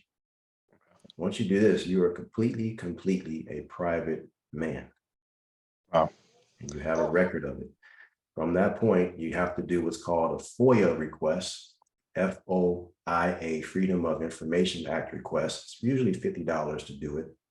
And you're requesting a certified copy of the court order attached to your DS 5504. And that's what's going to be considered your certificate of non-citizen status that you can take anywhere and prove to anyone that you are indeed not a US citizen. Cool. Yeah. All right. I can't wait to get there, and I'm definitely excited to start this process. As soon as I get my declaration of trust in order, I'd like to have you or someone, your colleagues or someone, take a look at it just to review it before submitting it. Yeah, you can do that. You just want to go ahead and obtain a doc review. Okay. The opportunity to look at it before we have a Zoom call with you. And if there's anything that we need to coach you on, they'll do that during the call. Okay. Just email them a doc review. Yes, sir. All right. I appreciate you. All right. You as well. Thank you. Quick break. I'm going to go to the questions here in the chat. We have one from Maisha. She says she's having problems recording her declaration of trust in LA County. Tell me about it. Been there, done that. You are providing a cemetery plot, and they're still telling you that it's not real property. So you don't have any other real property, and you want to understand what you could do. One thing that they will not reject is bonds. Contractor bonds, business bonds. I will be making a video showing all of those that do not have property, or if you have property and they still say no, I'm going to show you how to get your trust in the door using legitimate bonds. That is how we're going to get your trust in there. I'll show you guys proof of that and how I've used it several times. And so this is going to be a part of that version too. So you guys hang tight. It's coming. Just got to tweak it a little bit. But it will resolve a lot of problems for you guys. All right, so let's go to Eric Bay. What's going on? Hey, Reed, what's up, big bro? Oh, it's all good. What about you? All is well. I appreciate you and Nancy, man. I got my non-resident alien trustee. I got everything in the email. I appreciate everything you do, bro. I really do. You're inspiration. Thank you for trusting us with that information. Thank you. Glad you got that. All is well. So my part, me and Nancy was going back and forth. You know, I'm the one with the a lot of brothers. I just wanted to know if you could. I know you said before it'd be like they're a slave to me, but I know how you got us angled, and you know the trust is the beneficiary, right? So wouldn't we be slaves to the trust if we all was to do the one trust move? I know you said that they'll be slaves to me, but could you kind of break it down? Because my angle on it is kind of sort of like how I see the Italians and how they move with the family enterprise under, you know what I mean, under one umbrella, you know what I mean, and still reap financially. But I wanted to know if can you break me down from your insight, why would it be a bad idea, and like what would be like, you know what I mean, the wrong move? Good example that you brought up when it comes to the Italians and all of them in the mob, right? What they do is they create a confederation. You got a confederation trust, and then below that is each family's trust. But each of them, their estate is a part of the confederation. However, each estate, their own inheritance is connected to their own express trust. So each member has to have their own. When you look at the three parties of a trust, you got a settlor, you got a trustee, and you got a beneficiary. When it comes to your one trust, I'm talking about just yours. Your trust is the beneficial owner of your estate. So if you want to have your other siblings and you have them attached to your one trust, you're saying that your trust, which was created by you, the settler, is the ultimate beneficial owner of their estate, right? Now you have a trustee that's looking over your estate. What happens when you pass away? That means your trust now becomes an immortal person. Right. What was in that irrevocable trust, it stays there forever. Some people have what's called a change of heart. Hmm. Some people have a change of heart down the road. You may not see it today, but it may happen. And it happens all the time. And they want to go and do a whole nother thing. Let's say they want to get out of it and they decide to devote to Muslim faith or whatever. Now they can't do that.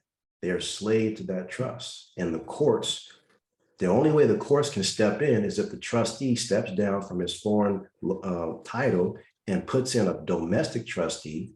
So now the court can come in and release your siblings out of that trust. It's just going to open up a can of worms when they could have just had their own trust individually. Got you. Makes sense, Eve. And one more question, Abe. I see, I got the 9-8 and I use, Morse title, but I see, your paperwork, how you just use, your birth name. Should I not mix that? Should I just keep it with my birth name when I'm dealing with my declaration and stuff like that in the public and not use my bay? Well, you're going to have to use your birth name as the settler. Okay. All of your everything that's dealing with your estate is in your birth name because you haven't done the court order yet to change your name to the Bay, and you haven't added that to the Social Security, and you haven't added it to the birth certificate, which you're not supposed to do. So you have to use that vehicle, that vessel of the United States, which is your birth name. That's the settler. And you will put that on the declaration of trust. All I want you to do when it comes to your DBA, your title of nobility name, I just want you to get a DBA saying that the Express Trust is doing business as your title of nobility name.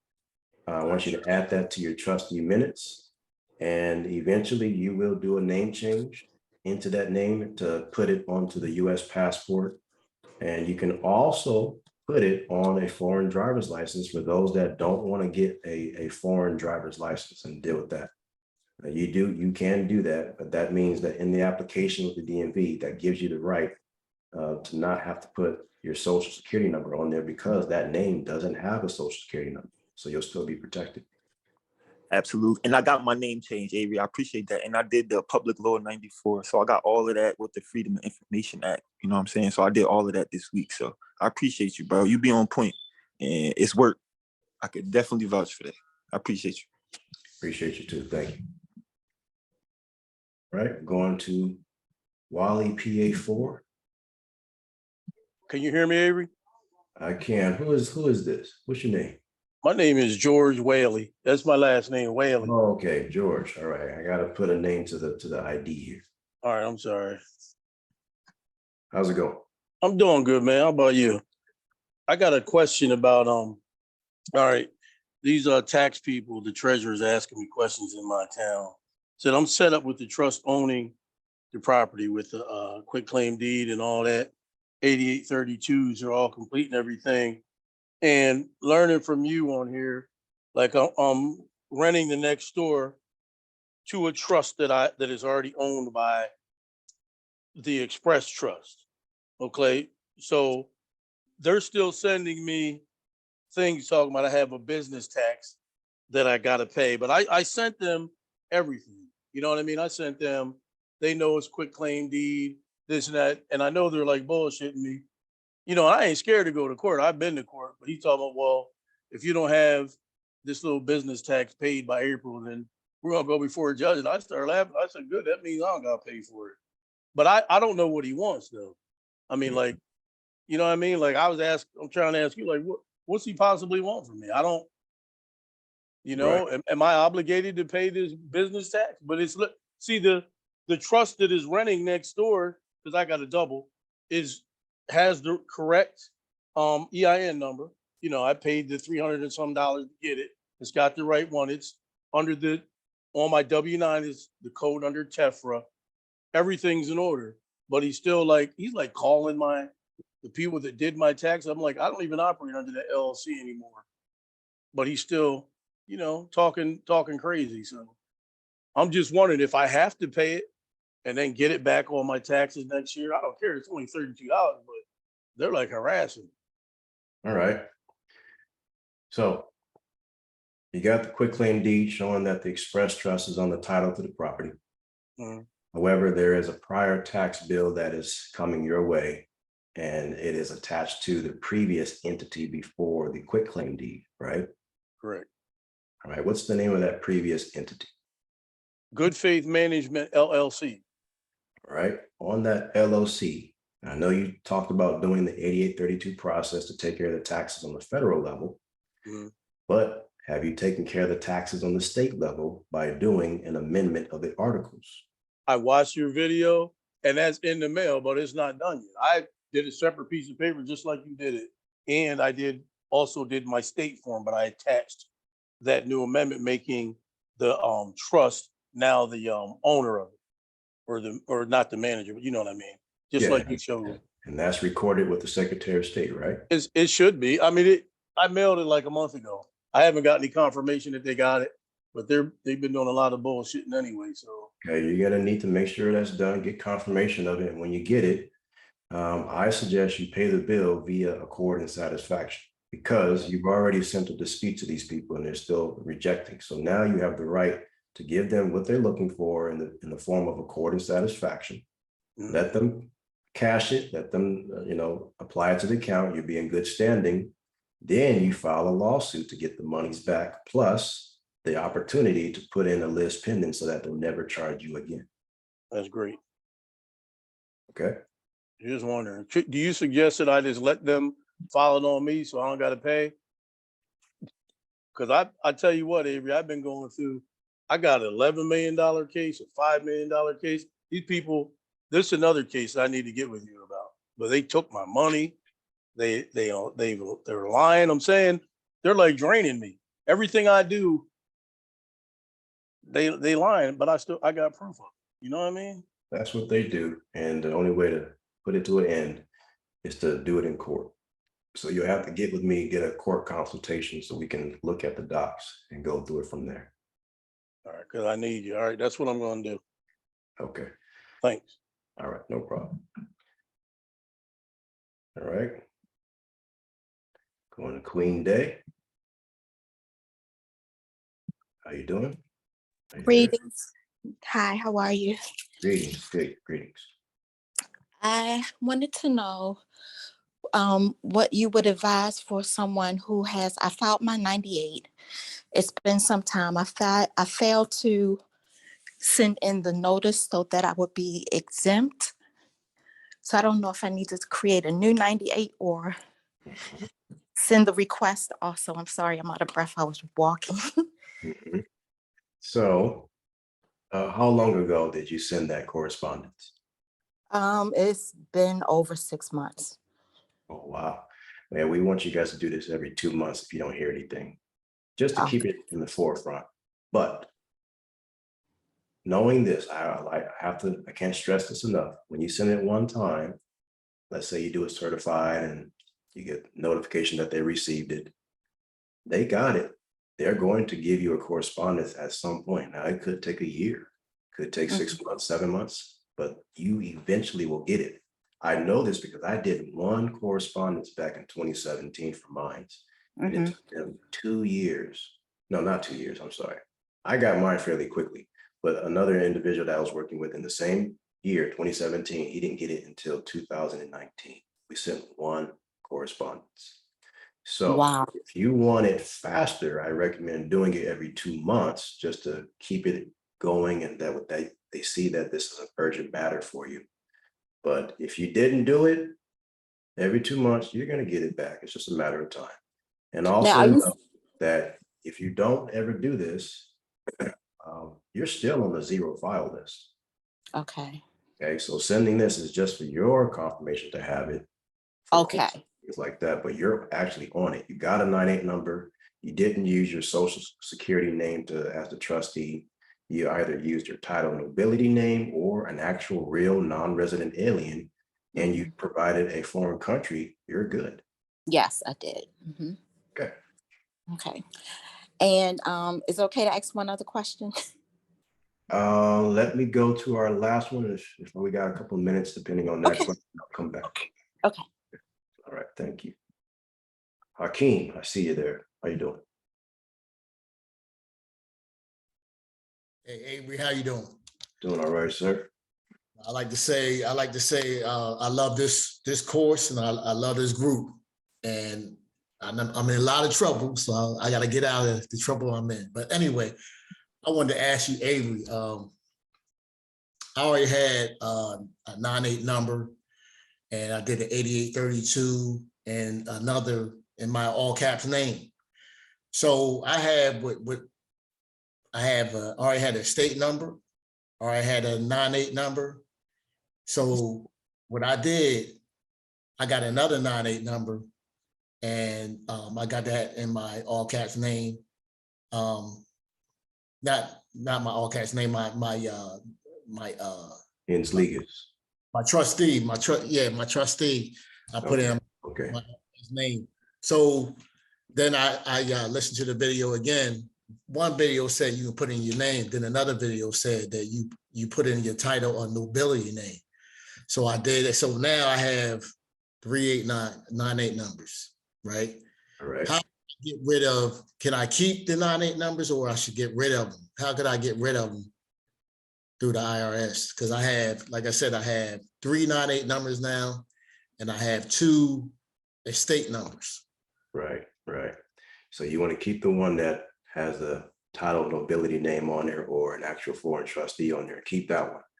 The other ones that you have, all you got to do is take the correspondence they gave you in the mail and then write a simple letter saying that this entity has been dissolved. It's not in use. So that'll allow them to go ahead and recycle that number that they gave you and give it to somebody else. Right. Okay. Yeah. Sounds good. Or you can just leave it there and don't worry about it. All right. And I like to say I got a divorce last year, and in that divorce, I signed a contract back in 2008. That contract should have been thrown out, but it wasn't. And they're taking a high amount of money out on me. And to correct that, I made sure I stopped paying taxes. So at some point, they're gonna want their money, right? So I hope I can get my foreign trustee and everything set up. But right now, like I said, I'm in trouble right now. And at some point, they're going to request that high. I'm sorry to hear about the divorce. It's never no fun. Well, I'm glad though. I am glad. Sometimes it works out that way. Now, who is actually coming after you? Is it the state order, or is it the IRS is looking to get payment for the contract? Both. Federal and state. May I ask what type of contract did you sign? Oh, it was a contract. It was a divorce contract that I entered into with my ex-wife. And at the time, my children were young. Mm-hmm. They didn't go through back in 2008, but they enforced it in 2021. They enforced it, and, and the clerk told me they should have thrown that out, but they enforced it because they looked at they can get some money off of this case. Mm-hmm. And I'll tell you what, the amount of money that's coming out of my check is absolutely ridiculous. And it's what, spousal support and child support? Yeah, child support. But my son is he'll be 21 next month. And spousal support is they got me paying $1,200 a month. I mean, they got me paying $2,400 a month for spousal support, and then they had child support piled on top of that because he's in a community college, and Gotcha. the amount is absolutely ridiculous. Right. Are you and the ex-wife on speaking terms at all? No. Okay. Usually, as you see, that they put a contract together, and usually when you're in a spousal support or divorce court dispute, there has to be some form of a contract to resolve the matter, whether they're going to introduce it or you're going to introduce it. Right. So we have methods of introducing that, but of course it's going to take a little bit of correspondence between the other party. And as you just said, you're not on speaking terms, but it doesn't stop you from being able to draw up an actual contract that's fair between you, her, and the child, and forward that to her. Whether she agrees to it or not, it doesn't matter. At least the clerk of court has it on file, and now it's something that they can actually go off of on top of the one that they already went into. You can always cancel out a contract that you don't agree with it. For one, spousal support is a part of the Abuse and Neglect Courts Act, and that's ultimately an APA 1946 law. So it has no merits when it comes to your actual foreign express trust. It's exempt out of those types of laws. They have you in at-law proceedings, and you have to be in equity court. So that's something that you're going to have to enforce. You really won't have too much of your foreign trustee involved in this type of case. It's just going to take the proper affidavit of denials against everything that has happened. And now you have to ask for a discovery from the court to give you proof as to how they have the right to administrate your estate, which has already been given over to the trust. Right. Because they can't, it's going to lead towards a significant reduction, a reevaluation of what they're already pillaging from your check, or a complete dismissal. Sometimes it ends in an appellate court. Right. Okay. Do I have to go through you to enforce this, or is it something I can do myself? It's something you can do yourself, but you can go through me if you want to coach you along the way. I'm available for all things court matters. So just reach out to Executive Assistant Nancy, and she'll get you my link for the consultation. Okay. Thank you. No problem. But the good work. All right. Thank you. Keep it going. Keep it going. I'm trying. Don't try, just do. It takes money because going down to the county, they charge in Pennsylvania, they charge. I live in Delaware, by the way. Divorced in Jersey, born in PA, but I live in Delaware. But when you go down to where I was born at, my birth county is Philadelphia. It costs $250 or $270 a file paperwork down there. So it's not, you know, if I had some of that money I'm giving to my ex, you know, it would be a lot easier, but everything is expensive. Everything's expensive. Yeah. Well, let me ask you this. Before we go on to the next caller here, are you employed or self-employed? No, I'm employed. You gave a W-4 or W-9? W-4. Okay. If you gave a W-9, you can change up the game real quickly. But W-4, there's a process we got to go through. You may have to put in an injunction against the employer as well. Okay. How do I do that? Just get the consultation? Yeah, we'll talk about it in consultation, and you know, remind me of the situation again, because I deal with a lot of different situations, but we'll talk about it in the private consultation. Okay, sounds good, Avery. All right. Thank you. You're welcome. All right, going back, resurface to Queen's second question, and then we are done for today, you guys. You guys can stick around and listen to the question, or you can sign out, whichever you want to do. But Queen, you are unmuted. Go ahead. Greetings, thank you. I just wanted to know, I heard someone earlier say you gave them permission to reach out to you in reference to a court case.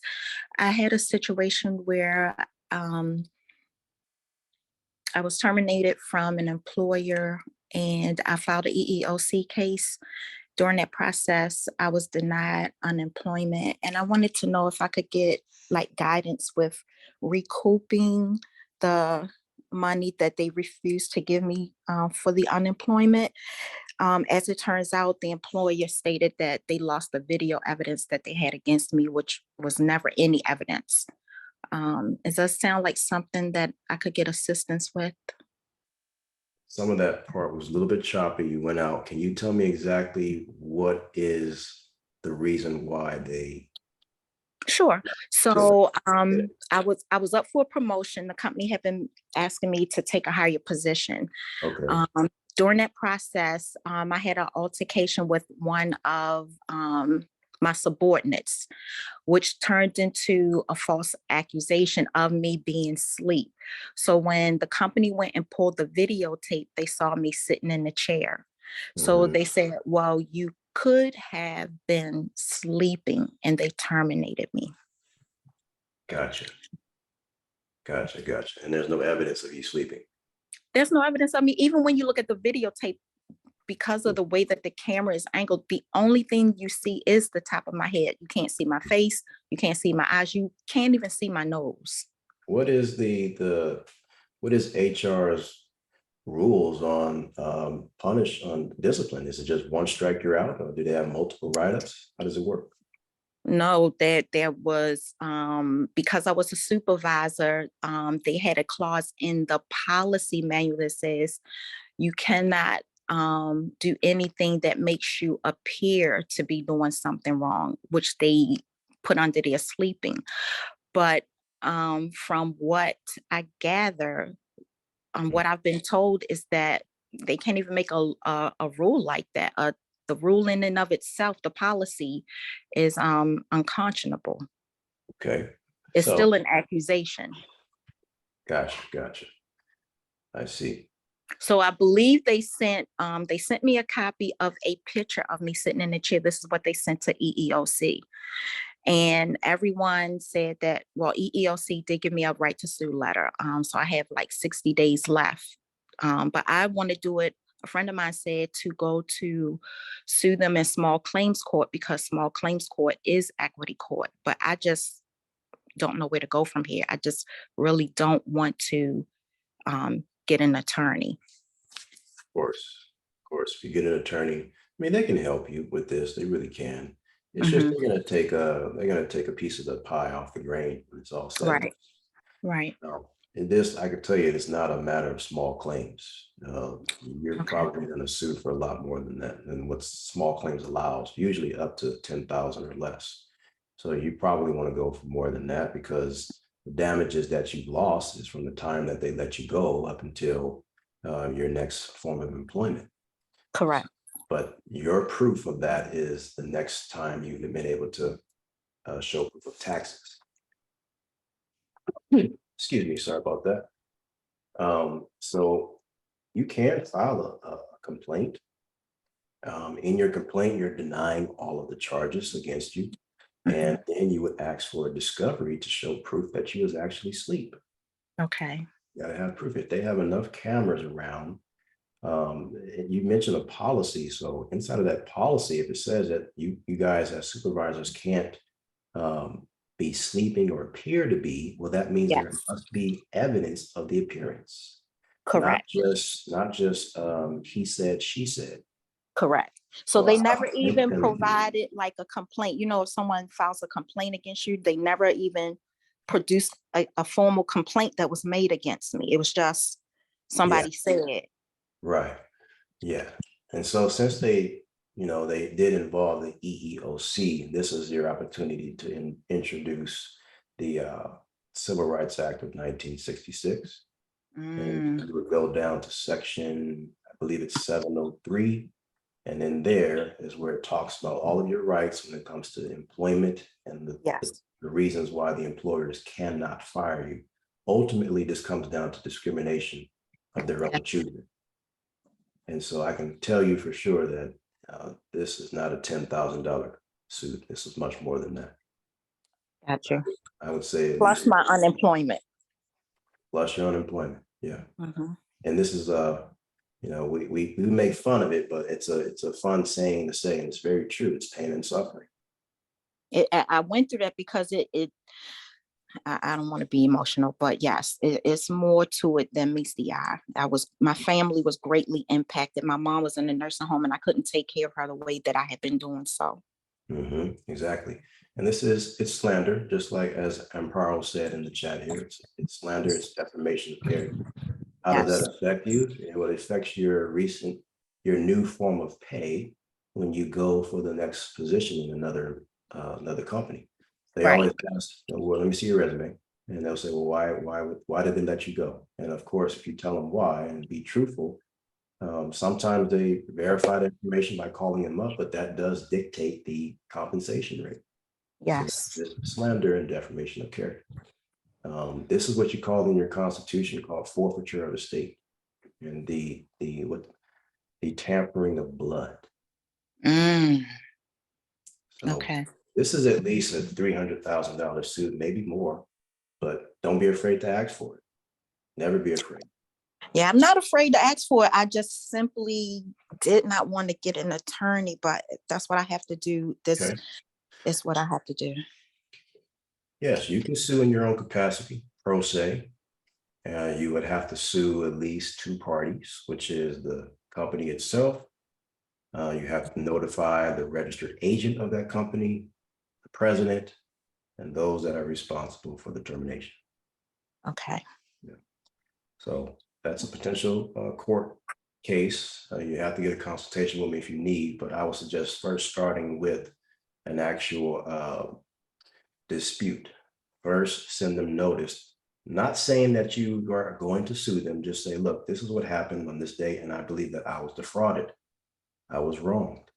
And let them tell you, well, if you have any type of measure of providing equity to me, now's the time to say that. If they Oh, ignore I it, like that.